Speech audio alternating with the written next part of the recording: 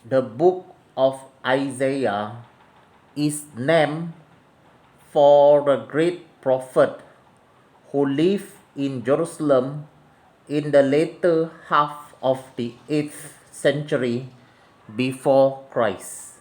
This book may be divided into three principal parts.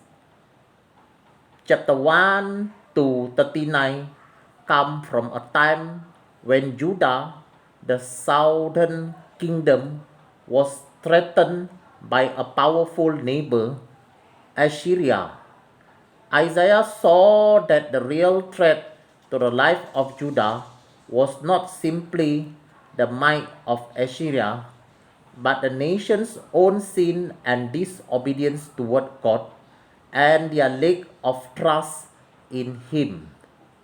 In vivid words and action, the prophets called the prophet and their leaders to a life of righteousness and justice and warned that failure to listen to God would bring doom and destruction. Isaiah also foretold a time of worldwide peace and the coming of a descendant of David who would be the ideal king. Chapter 40 to 55 speak to a time when many of the people of Judah were in exile in Babylon, crushed and without hope.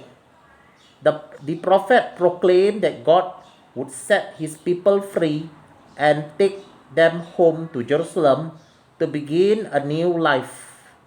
A notable theme of chapter these chapters is that God is the uh, God of history, and His plan for His people includes their mission to all nations who will be blessed through Israel.